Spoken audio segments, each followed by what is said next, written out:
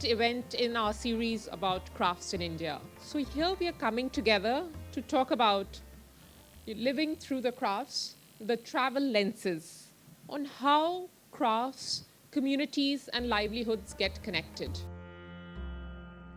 How many times has anybody traveled into an area which is a small Mufassal town, Kotpad, Koraput in Orissa, and seen a weaver actually weave a whole story which talks about their tribal lineage and more. How many times would anybody have gone to the back of Beyond in Shantiniketan near Kolkata to see old saris being recycled into Kesh textiles?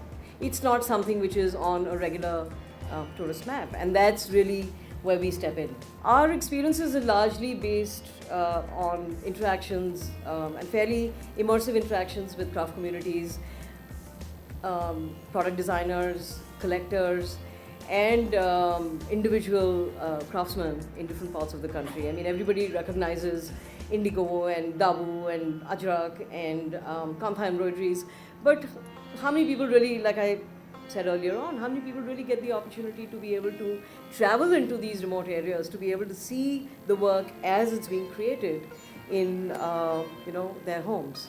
So we've endeavored to actually bridge the gap between what you have and what you could see by taking you into some of these communities and getting you up close and personal with the community.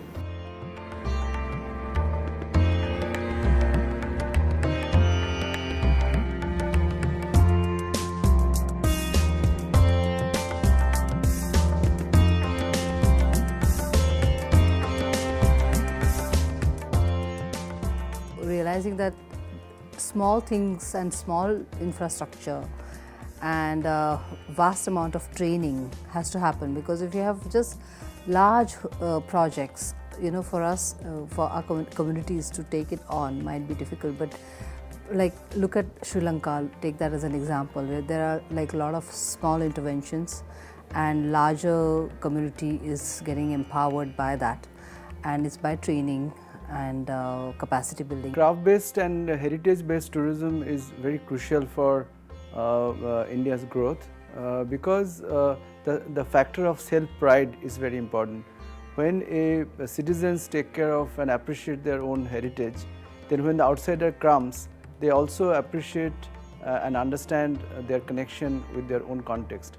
So craft and heritage is kind of a both sides of the same coin, and it really enhances the quality of visitors' experience in that particular context.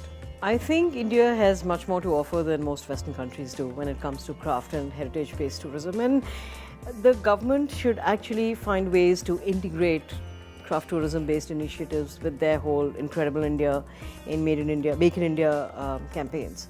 That is a severe gap that I think needs to be bridged. And every campaign which puts Make in India out there and Incredible India out there should also be consciously talking about craft-based. To refer to what UNWTO statistics says, globally, the tourism that's happening at this point of time, 40% of it is cultural tourism.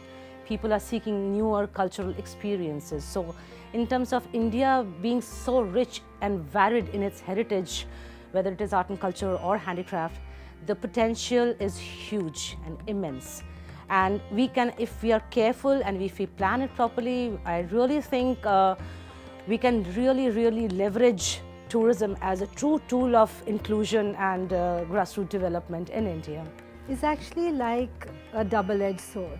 We want it because it will make a large difference to livelihoods, to making people consciously aware of how marvelous their heritage is. But on the flip side, and in fact it will also reduce migration to the cities, but on the flip side we have, when is it enough? When will we be disrupting lifestyles? When will we be altering lifestyle?